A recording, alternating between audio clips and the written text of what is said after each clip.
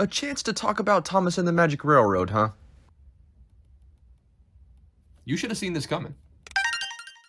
So before we get into Lady's models, let's get a little bit into behind the scenes of her character. Lady was introduced in the 2000 film Thomas and the Magic Railroad as a major character, but would make no appearances afterwards due to the film's low performance.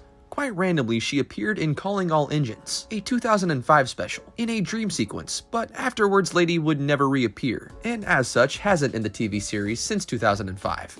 Her character was created by Britt Allcroft and also voiced by her, which is kinda funny. She's like a godlike character to the engines in the movie, and she's like the creator of Tom. You see what I'm saying? And Allcroft gave Lady a British accent, much like most of the other steam engines in the movie. And with all of that being said, let's move on to her Gauge 1 model. Now, the model of Lady was custom built to run on Gauge 1 track, being completely built from brass and painted in a matte finish. The chassis itself was constructed from scratch, being CNC, and the chassis itself would actually have two motors, both powered by electricity from the track via pickups on the metal wheels. The main motor powered the wheels, while the second motor, located in the back, powered an inside piston for the smoke mechanism. And just like the other engines, she had a familiar eye mechanism, one that ran on two servos, one for up and down movement and one for left and right movement. The eyeballs themselves were coupled to a bracket and locked in place by the faceplate, so whenever the servos were powered, the eyeballs would move however the crew desired. Lady would have 7 different facial expressions sculpted for her, although only 3 were ever used on screen, one of which, a second smiling face, was used in her promotional image for Calling All Engines, while a duplicate shocked face and 2 concerned faces were left completely unused. Just like the eye mechanism, the way the faces were made is familiar. They're sculpted in clay, and from that, resin casts are made using a silicone mold. A smoke box door was also sculpted for the model, which can also be seen in a few behind-the-scenes pictures. In August of 2021, Lady's model was taken to the Clearwater Weekend event at the Midland Railway Center, but only present in the VIP area, along with several other models and props. But besides that, 2 of her nameplates are currently in possession of Thomas Tank merch on Twitter.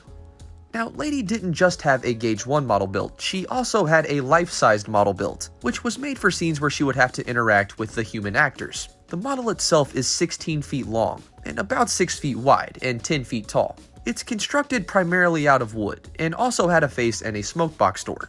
During the launch of Thomas and the Magic Railroad, this model of Lady was transported from New York to Los Angeles for the film premiere in downtown.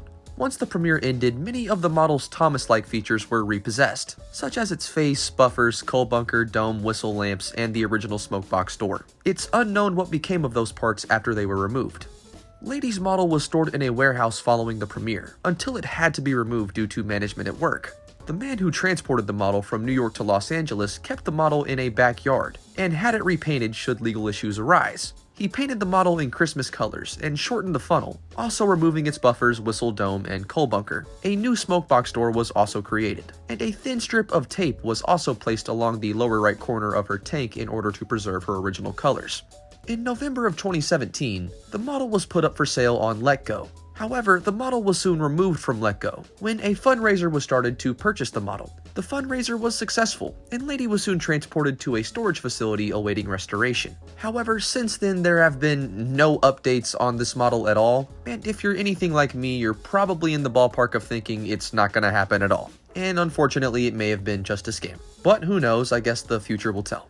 Lady also had a CGI model made, which actually premiered in Thomas and the Magic Railroad. Well, not really a model, more a face for the model. You see, Lady's model was used in a green screen during some of the filming of Magic Railroad, so CGI was used most notably to animate her face when being restored in the background. Lady also had a firebox model, which was actually filmed during the winter of early 2000, in the alleyway of GVFX Toronto office, quite interestingly. And lastly, at Thomas Land in Japan, there's a smaller fun ride model of Lady, which was around from May 2001 to May 2010. However, I'm not sure if it's still present. If any of you guys know, be sure to comment down below and let me know. It's also worth noting that Lady is one of those characters that looked nothing like her original prototype did, so here's a look at that and her original prototype face. I forgot to say that in the audio, so I'm saying it now. And that, ladies and gentlemen, wraps up the history of Lady. It's honestly no secret Thomas and the Magic Railroad is a favorite of mine, so this was a blast to talk about and honestly one of my favorite videos to make of this series to date. I honestly have really enjoyed the Thomas and the Magic Railroad kick I've seen in the fandom recently, and hopefully this serves to help add on to that. If there's any other characters you guys would like to see, be sure to comment that down below as well. Since we've now done Lady and Diesel Tin, should I do Splatter and Dodge, maybe another character, be sure to let me know. And as always guys, thanks again for watching. And with all of that being said, hopefully I'll see you guys in the next one.